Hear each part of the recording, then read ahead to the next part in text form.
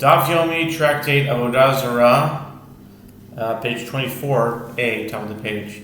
B'shishim ribo sachar, Rav Kahana masne b'shmonim ribo. This is the middle of something, so let's start from the bottom of 23b, where we left off.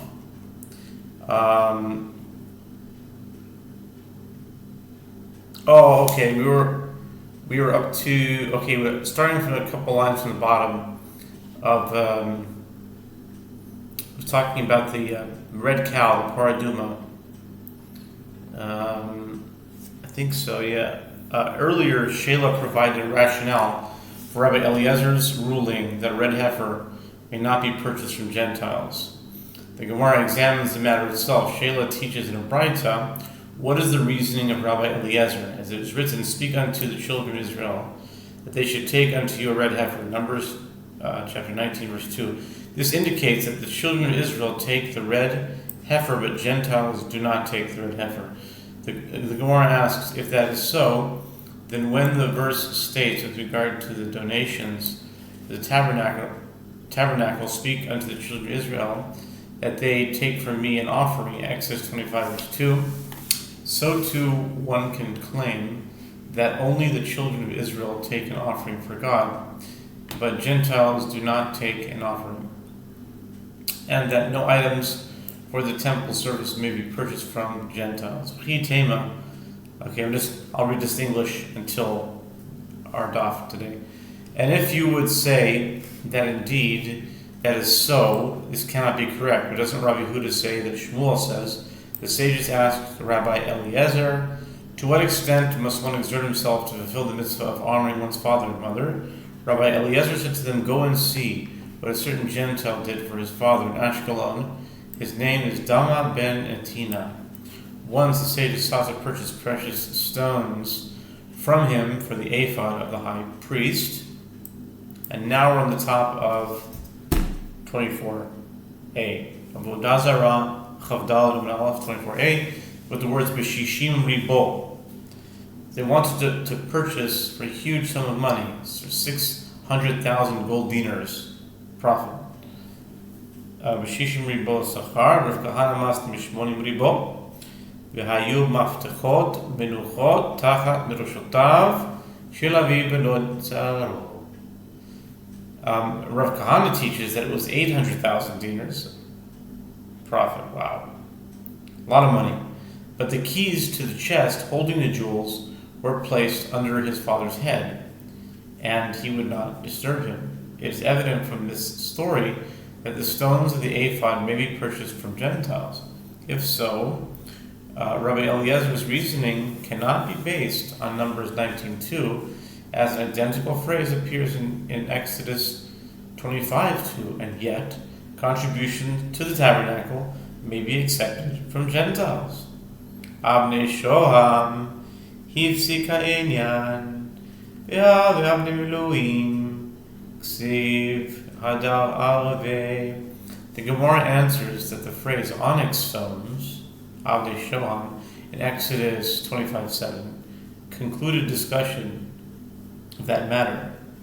In other words, almost all of the items listed in Exodus chapter 25 for the contributions to the tabernacle are joined by the conjunction and.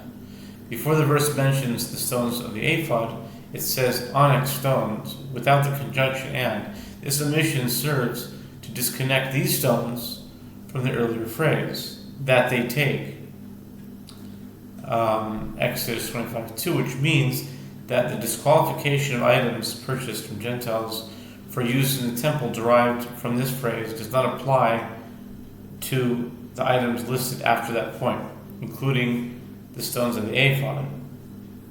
The Gemara asks, but isn't it subsequently written, and stones to be set, by which the verse goes back and combines the list so that the earlier verse applies once more? Accordingly, it should be prohibited to purchase any of the items listed in the verse from Gentiles.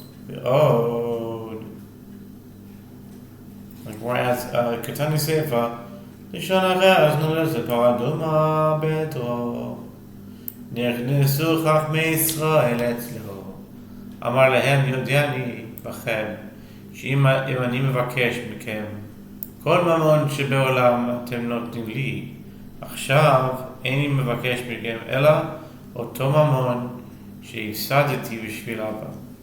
The Gemara adds, and furthermore, the latter clause teaches, in a subsequent year, a red heifer was born in Dama's herd. And the sages of Israel approached him, seeking to purchase the heifer. Dama said to them, I know concerning you, that if I were to ask from you all the money in the world, you would give it to me. Now I'm requesting from you only that amount of money which I lost by refraining from waking my father. The latter clause explicitly states that the sages intended to purchase a red heifer from a Gentile, which contradicts the ruling of Rabbi Eliezer. The Gemara answers, there it was through the agency of Jewish merchants that they purchased the red heifer. In other words, Jewish merchants purchased the red heifer from Dama ben Datina, after which the sages acquired the animal from the merchants to be used as a red heifer purification. In this manner, the animal was purchased for the purpose of an offering from Jews. That doesn't make any sense, because how could he say, the only money that I'm losing, for the thing? He was talking to the people who were buying it. Besides, if you sell it to one Jew, then you're selling it to another Jew. It's just, I don't understand this part. Anyway, maybe people ask it, who knows? Rabbi Eliezer, according to Shelah, Rabbi Eliezer's reason for not allowing a red heifer to be purchased from Gentiles is based on a derivation from a verse rather than a concern that a person may have engaged in bestiality with it. The Gemara therefore asks, and is Rabbi Eliezer not concerned about the possibility that a person had engaged in bestiality with the animal? Be'atanya Amru lo Rabbi Eliezer Ma'aseh ulkachu min hagoi v'dama shemo ve'amru le remetz shemo Amar lehen Rabbi Eliezer misham raya Yisrael hayu mishamrin ota misha shenolda Rabbi Eliezer tardi le'kicha v'chayashnam le'reviyah. Okay. Hold on here. Okay. Now the Gemara elaborates, but isn't it taught in Braita that the rabbis who hold that the heifer may be purchased from a Gentile said to Rabbi Eliezer, there was an incident in which Jews purchased the red heifer from a Gentile, and Dama was his name, and some say Remetz was his name.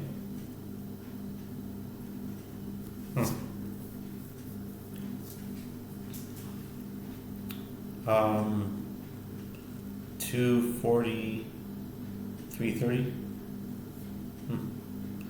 Okay, Remetz was his name. In response to this claim, Rabbi Eliezer said to them, can one bring proof from there? Certainly not, as Jews were safeguarding it from the time it was born to ensure that a person did not engage in bestiality with it. Contrary to the opinion of Shelah, it is evident from here that Rabbi Eliezer was concerned about this possibility. The Gemara explains that Rabbi Eliezer has two requirements. The purchase of the red heifer must be from a Jew, and he is also concerned about the possibility that a person had engaged in bestiality with the animal. Amar Mar Yisrael HaMisham V'Nois V'Shashinolda V'nei Choshdim L'Rabi Lima Ki Havi Mi'amda Yamarava Vlad Anugachas Asura Hi Uvlada Nagchu Vlad Nirvaz Asura Hi Urda Nirbu Ema Yisrael Ayu Mishamrin Ota Misha'a Shenotra. The Gemara analyzes Rabbi Eliezer's statement. The master said, Jews were safeguarding the red heifer purchased from Dama ben Atina, from the time that it was born. The Gemara asks, and let us be concerned that perhaps Gentiles engaged in bestiality with the mother while she was pregnant. As Rava says, the offspring of an animal that gored and killed a Jew is forbidden as an offering, as it is considered as if she and her offspring together gored. And similarly, the offspring of an animal that was the object of bestiality is forbidden because it is considered as if a person engaged in bestiality with both her and her offspring. The Gemara answers say that Rabbi Eliezer meant that Jews were safeguarding it from the time that it was conceived.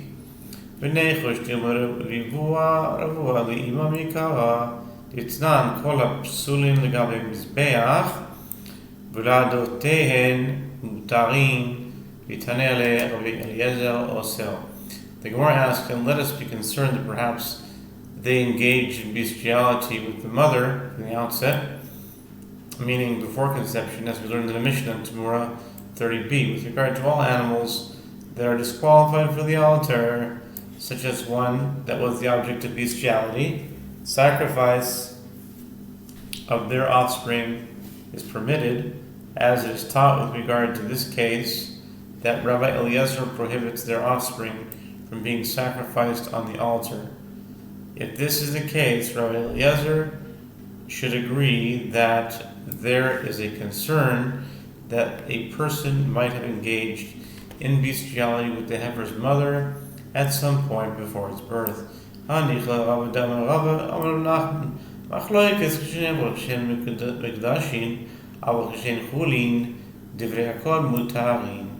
Gemara clarifies the difficulty. Granted, this works out well according to the opinion of Rav, as Rav says that Nachman says the dispute between the rabbis and Rabbi Eliezer applies only when a person engaged in bestiality with the animals when they were consecrated and then they conceived. As Rabbi Eliezer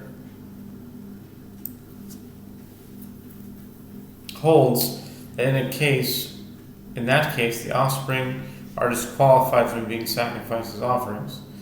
But if someone engaged in bestiality with the animals when they were non-sacred, everyone agrees that the offspring are permitted. Accordingly, it needs to be ascertained only that no one engaged in bestiality with the mother after she was consecrated. But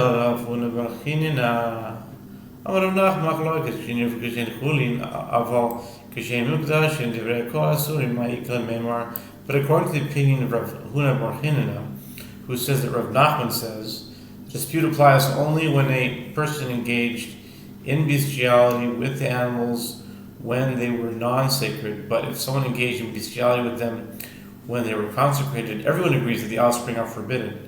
What is there to say? According to this opinion, Rabbi Eliezer should be concerned that a person might have engaged in bestiality with the animal prior to conception. Ema Yisrael hayu mishamrin ota ima misha shinotra v'nechosh dilma ravua leima dima kulei hai lo chayshinan.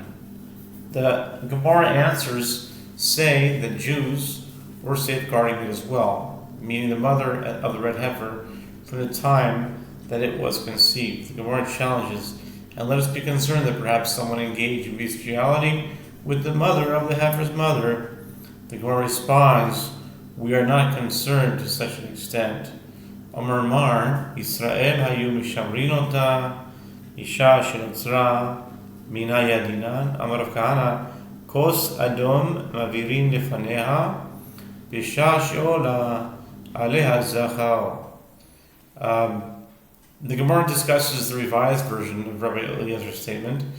The master said above, Jews were safeguarding the red heifer from the time that it was conceived. The Gemara asks, from where do we know that the mother would give birth to a red heifer, which would warrant safeguarding her? Rav Kahana says they would pass a red cup before her while the male mounts her an act that would cause the offspring to be red.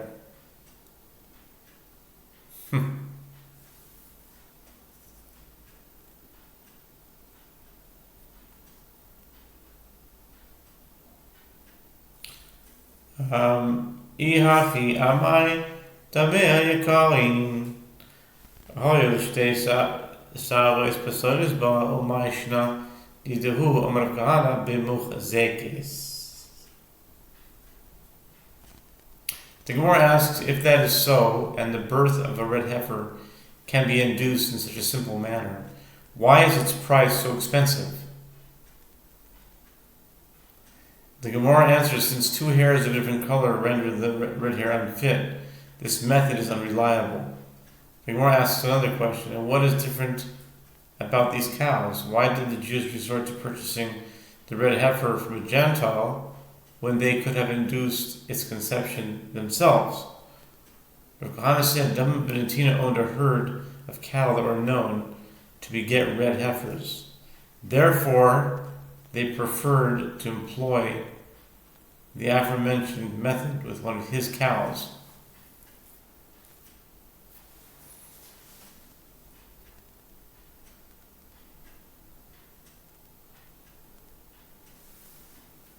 Yetiv Rabami V'Rabi Yitzchak Nafcha Ikla Terabi Yitzchak Nafcha B'Tacha B'Nai V'Ama V'Chein Haya Rabbi Eliezer Posel B'Chol HaKorbanot Kulam. The Gemara relates Rabbi Ami and Rabbi Yitzchak Nafcha were sitting on Rabbi Yitzchak Nafcha's porch. One of them began and said that the Braita teaches, and similarly Rabbi Eliezer would disqualify all offerings purchased from Gentiles due to the concern that a person had engaged in bestiality with the animals. Petachi daf minai mar mai oti vule chaveroi leRabbi Eliezer kol son kedai yikabtzu lach v'gomer amar lehen Rabbi Eliezer kulam girurim hem le'atid lavo. The other one of them began and said, what did Rabbi Eliezer's colleagues respond to him? They quoted the verse, all flocks of Kedar shall be gathered together unto you, the rams of Nebaioth shall minister unto you, they shall come up with acceptance on my altar. Isaiah 60, verse 7. This verse clearly indicates that offerings will be accepted from Gentiles. Rabbi Eliezer said to them, in the future, all Gentiles will be calculating converts, meaning those who converted for personal gain, and as converts, they will not be suspected of engaging in bestiality. Rav Yosef, ma'ikra ki azeboch el amim safa berura. V'gomer amar le Abaye v'dilma me'avodah Zarah hu dihadud bahu amar le Rav Yosef le'avdo shchem echad kativ. Rav Yosef said, what is the verse from which it is derived that they will convert? The verse states, for then I will turn to the peoples of pure language, that they may all call upon the name of the Lord and serve him with one consent.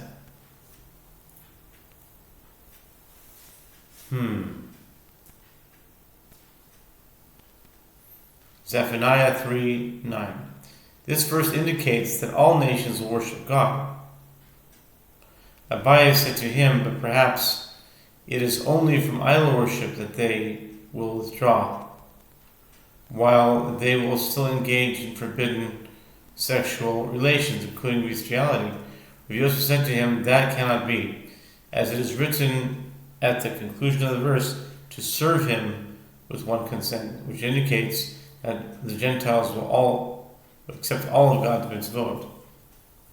Rav Papa Masni Hachi V'Ravid Masni Hachi V'Tavrai Amri V'chein Haya Rabbi Eliezer Posel B'chol Korbanot V'Tavrai Amri Ma'yotivu לחברוי לרבי אליעזר, כל צאן קדר יקבצו לך. גומר, אמר רבי אליעזר, כולם גרים גרורים הם לעתיד לבוא. The Gemara comments, or Papa teaches, that discussion in this manner. But Razvid teaches it in this manner. Both Rabbi Ami and Rabbi Yitzchak Nafka said, similarly, Rabbi Eliezer would disqualify all offerings taken from Gentiles. And both said, what did Rabbi Eliezer's colleagues respond to him? They quoted the verse, all flocks of Kedar shall be gathered together unto you. The rams of Nebaioth shall minister unto you. They shall come up with acceptance upon my altar. Rabbi Eliezer said to them, all Gentiles will be calculating converts in the future. Umaykra ki yozeh pachel amim sacha berura likro chulam b'shem Hashem. Maskif la Rav Yosef Dilma mi Avodah Zarah hu dehadari bahu amar le Abaye le'avdo shechem echad kativ. Rabbi Eliezer continues, what is the verse from which it is derived that they will convert? It is from the verse, for then will I turn to the peoples of pure language, that they may call upon the name of the Lord to serve him with one consent.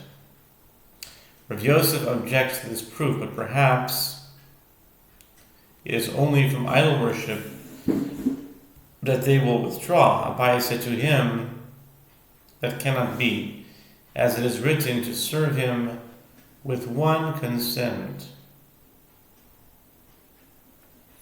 Mesivi vayomer Moshe, gam ata titeh biyadenu zvachim ve'olot, kodem matan Torah shani. The Gemara cites a series of verses which present difficulties with regard to the claim that animals purchased from Gentiles may not be used as offerings. The Gemara raises an objection from the following verse, and Moses said, you must also, let's see here, Meis ve'yomer Moshe,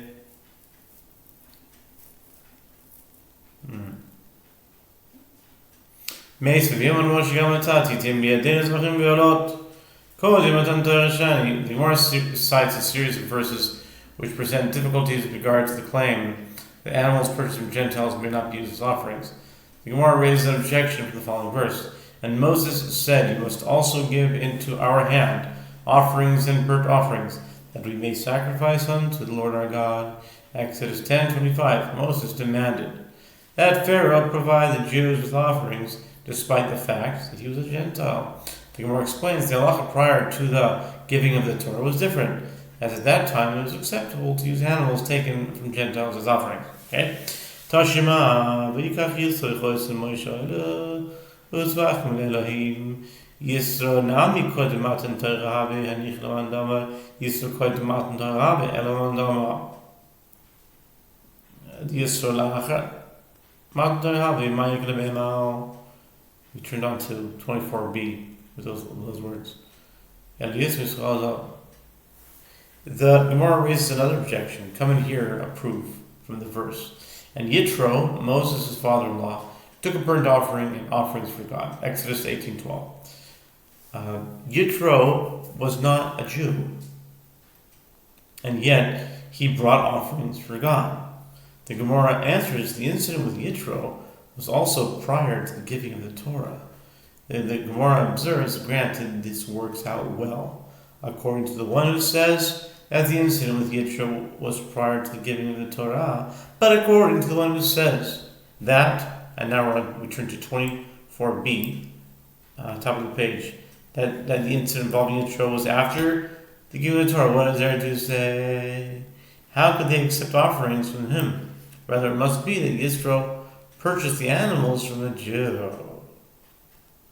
Has to be. Vital. Okay, we're holding by Tashima. Tashima v'yamarshol me'amaleki hevium asher chamara al meiti v'atzon v'yabakar v'mishna bekarim v'yad kol hatzon v'hamishnim v'hakarim v'yad kol hatzon leman zobeach l'Hashem Elokecha my meitav demei meitav. The Gemara further states, come in here, another objection from a verse. And Shaul said, they have brought them from the Amalekites, for the people have spared the best of the flock and of the herd to sacrifice unto the Lord your God. 1 Samuel 15:15. The verse states explicitly that the Israelites intended to sacrifice animals previously owned by Gentiles. The Gemara explains, what is the meaning of the phrase the best? This is referring to the monetary value of the best livestock. The intention was not to sacrifice the animals themselves, but to sell them and use the proceeds for the sale to purchase other animals to sacrifice offerings. Viatel.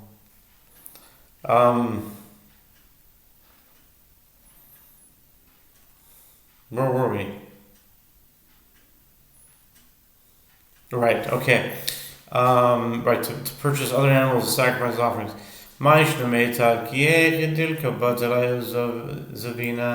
The Gemara inquires, and what is different about the best animals? If the animals were sold for their value, why sell those animals in particular rather than several inferior quality animals? The Gemara explains that they did so in order that buyers would jump at the opportunity to buy superior quality livestock. In other words, it is easier to sell one superior quality animal than several inferior quality ones. Okay, Tashima. Come in here, another objection from a verse. Vayomer Aravna el David Yikach vayal Adoni HaMelech את הטוב בעינו ואת ראה הבקר לעולה והמוריגים וכלי הבקר לעצים.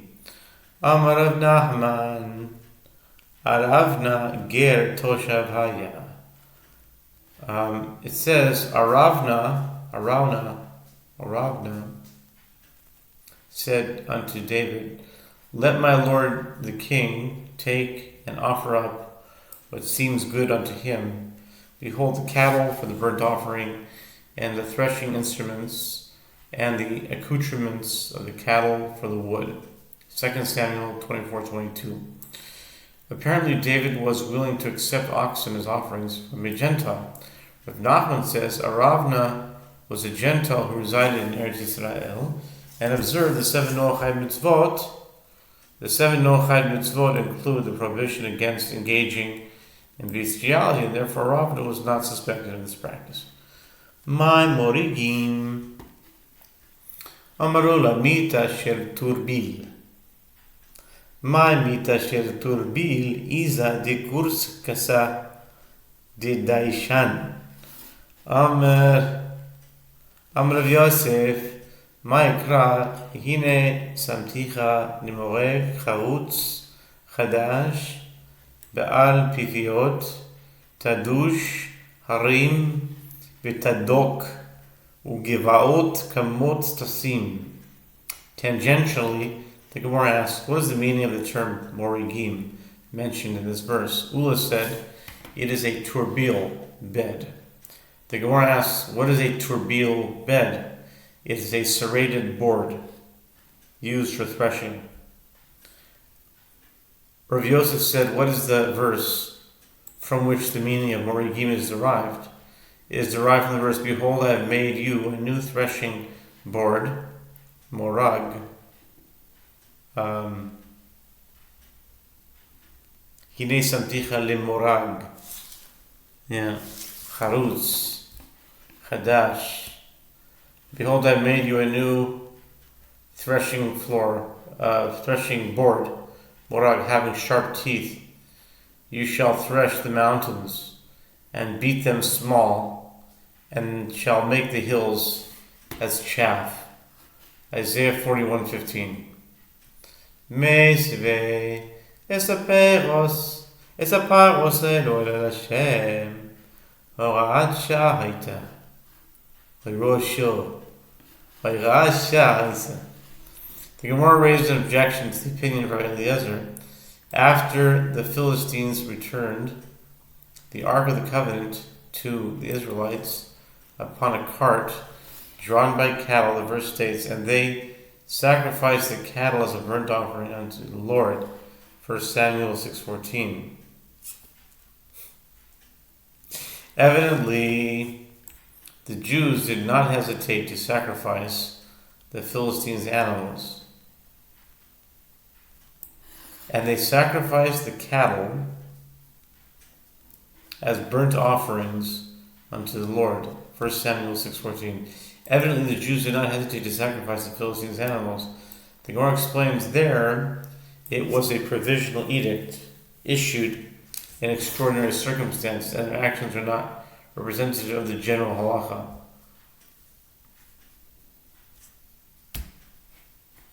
Hachanami Gustavra di Isla Tema Hachi Ola Nekeva Ma'ika. The Gemara adds, this also stands to reason, as if you do not say so, one can raise a further difficulty with this episode. Is there a female burnt offering? Only males may be sacrificed as burnt offerings. Since the Jews sacrificed the cows as burnt offerings, it is clear that they were acting unconventionally due to extenuating circumstances. Umay kushya dilmat bamat yachid Rav Ada bar Ahava Diamar Rav Ada bar Ahava Minayin leola nekiva shikeshera bebamat yachid Shneimar veikach shmuel tlei chalav echal ve'leola. The Gemara rejects this proof. And what is the difficulty? In other words, the additional problem with the incident, that the animals were female, which is cited as proof that there were extenuating circumstances, is not in fact difficult at all. The Gemara elaborates, perhaps the cows were offered up on a private altar, and this is in accordance with the opinion of Rav Ada bar Ahava.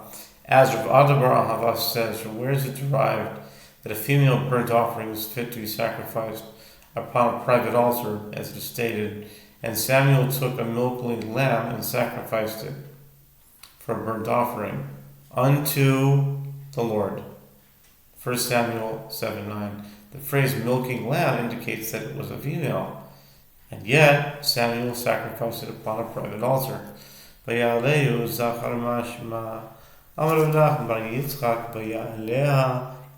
Gemara raised a difficulty, but the words Vayalei was masculine, which means that the lamb was male. Rav Nachman bar Yitzchak says, although the word is read in the masculine, it is written in the feminine form, Vaya'ala, which teaches that even a female lamb may be sacrificed on a private altar. Rabbi Yochanan Amar, Gevul yesh la, pitucha mi bat shalosh shanim nekeres, bat shalosh shanim enu nekeres. After concluding its discussion of the opinion of Rabbi Eliezer, the Gemara cites another resolution of the contradiction between the Mishnah and the Braita. Rabbi Yochanan says there is a clear demarcation in the case of an animal with whom a man engaged in bestiality. If she is less than 3 years old, she becomes barren as a result of penetration. But if she is already 3 years old, she does not become barren. Although Gentiles are generally suspected of engaging in bestiality, this is back then, and those particular Gentiles, the Braita rules that an animal that is less than 3 years old may be used as an offering because the Gentile will refrain from engaging in bestiality with an animal that may become barren as a result of his actions.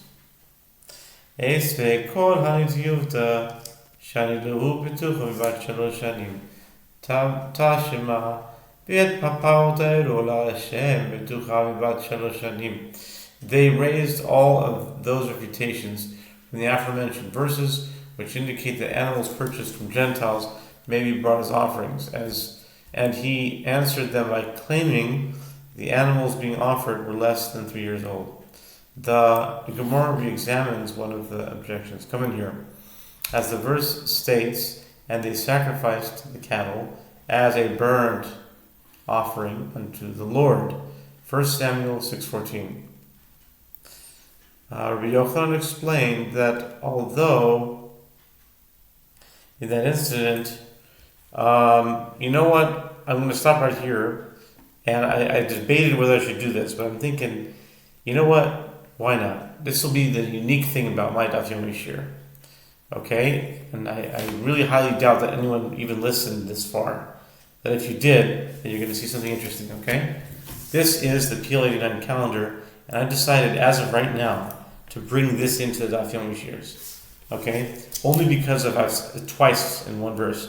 Now this daf for this day referenced 1 Samuel 6:14, right?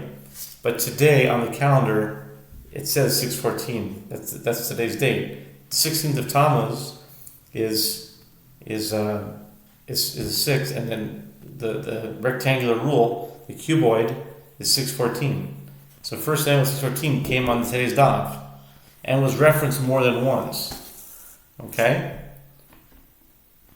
It was referenced twice, 6:14 up here, yeah. But also, now that we're doing this, we'll do a few things. That it also referenced Isaiah 41:15, and on the Julian calendar it's also 6-15. And we also reference Samuel 15:15. So today on the Julian Hebrew calendar it's also 15 again. So I think as of today, Avodah Zarah 24. I'm going to start using the PL 89 to illustrate some ideas, some mathematical ideas that play into the daf. Okay? So where were we actually? Where were we? Elahu, where were we? Okay, here we are. First, Rabbi Yochanan explained that although in that incident the cattle had been owned by Philistines, they were less than 3 years old, and it was therefore presumed that the Philistines had not engaged in bestiality with them. The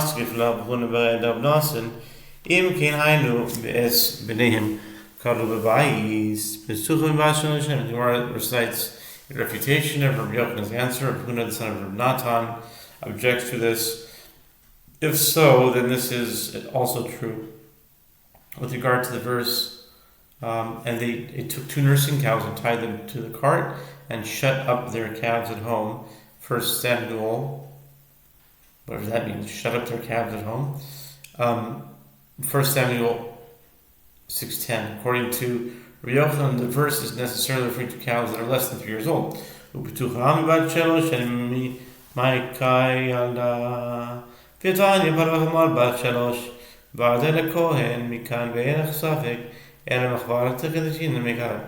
And can a cow that is less than 3 years old give birth? But isn't it taught in Braita with regard to a cow or a donkey purchased from a Gentile when they were less than 3 years old? The first of their offspring born after the purchase is certainly reserved for the priest, who is entitled to the firstborn of a cow or a donkey owned by a Jew. From this point forward, meaning if they were older than 3 years at the time of the sale, it is uncertain whether or not the offspring is the firstborn. This indicates that the animal does not bear offspring within the first 3 years of its life. Since the cows in the verse had already given birth, they could not have been less than 3 years old, as Rabbi Yochanan claimed. The Gemara concludes rather it is clear, as we initially answered. Rabbi Yochanan's suggestion is rejected, and the actions in that verse were due to a provisional edict. Va'yisharna paros b'derech al derech bet shemesh v'gomer mai v'yashena yisharna Amar Yochanan b'shum Rabbi Meir she'amru shira Rav Zutra bar Tuvia Amar Rav sheyishru panehem The Gemara further analyzes the episode involving the cows sent by the Philistines. The verse states, "And the cow took the straight way on the way to Beit Shemesh, and they went along the highway, lowing as they went." 1 Samuel 6:12. 6:12. Again, it comes up. I have to reference the Appeal 89. Every time I see the Appeal 89, look, today is an Appeal 89 calendar, 6, box number 6, and the Gregorian is 12, because July 12th. And this daf of today references 1 Samuel 6:12.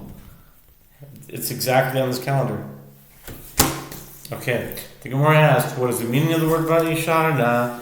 Rabbi Yochanan says in the name of Rabbi Meir, it means that they recited a song. Shira and Rav Zutra Bartovia says that Rav says it means that they straightened their faces so that they were opposite the ark and recited a song. Rabbi Yochanan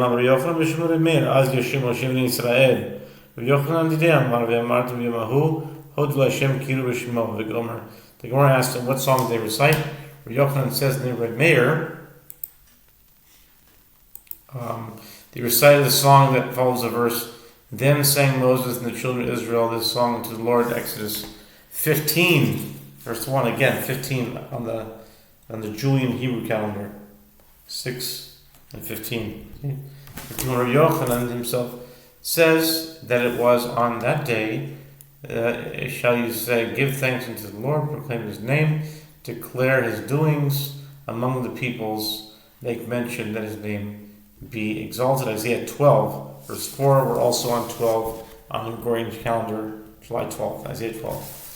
Rabbi Shimon ben Lakish amar, Mizmor yityatnu, Mizmor shir Hashem shir Chadash, ki niflaot tesar shir lo yemino uzrak hadsho. Rabbi Elazar amar, Hashem malach yirgizu amin. And Rabbi Shimon ben Lakish says that it was an orphaned psalm, meaning a psalm whose author and the event to which it makes reference are not specified. The psalm begins with a psalm, "O sing unto the Lord a new song, for He has done marvelous things. His right hand and His holy arm have wrought salvation for Him." Psalm 98:1. Rabbi Elazar says that it was the psalm beginning with "The Lord reigns, let the peoples tremble." Psalm 99 verse 1. Rishmo bar Nachmani amar, Hashem malach yot lavesh, Rav Yitzchak Amar, Roni Hashita hit nofefi b'rov hadarech, ham chu sheket, berikme zahav, המהוללה לדביר אלמון ומפוארה עדי עדיים. Rav Shmuel bar Nachmani says that it was the psalm beginning, "The Lord reigns, He is clothed in majesty," Psalms 93:1. Rav Yitzchak says they did not recite a verse found in the Bible, but rather the following song: "Sing, sing, acacia, ascend in all your glory, overlaid with golden embroidery, exalted by the book of the palace, and magnificent with jewels." The song alludes to the Ark of the Covenant, which was made of acacia wood and covered with gold. The expression, "the book of the palace," is reference to the Torah scroll that was placed in the Ark. Ravashi Masni Lahain Rabbi Yitzchak Aha Vihi Vinswa Haron Vimar Moshe Kuma Hashem Yisrael Ma'amru Am Rabbi Yitzchak Roni Shita B'Kolei. Rabashi teaches this statement of Yitzchak in relation to this verse. "And it came to pass, when the ark was set forward, that Moses said, 'Rise up, O Lord, and let your enemies be scattered.'" Numbers 10:35. Another reference to the Pelean calendar is at box number 35. In this dispensation is always going to be 10. So it's interesting, it's 10:35. Okay, the Gemara asks, what did the Jewish people recite at this juncture? Yitzchak says that they recited, "Sing, sing, acacia, ascend in all your glory, overlaid with golden embroidery, exalted by the book of the palace, and magnificent with jewels. Amarav keman karu parasei lesafra devir mehacha b'shem devir lefanim Kiryat Sefer. Apropos the mention of the term devir, the Gemara discusses its etymology. Rav said, on what basis do the Persians call a book Sifra by the term devir? They derive it from here. Now, the name of devir beforehand was Kiryat Sefer, Judges 1:11. Since the name devir was changed to Kiryat Sefer, the Persians referred to a Sifra as a book, a devir. Rav Ashi Amar Kemand Karu Parsaila Nida Dishantana Mehacha Kiderach Nashim Li. The Gemara examines the etymology of another term coined by the Persians. Rav Ashi said, on what basis do the Persians call a menstruating woman by the term dashtana? It is from here, a verse in which Rachel claims to be a menstruating woman. For the manner of women is upon me, derech nashim li. Genesis 31:35. The word dashtana is shortened form of the phrase derech nashim.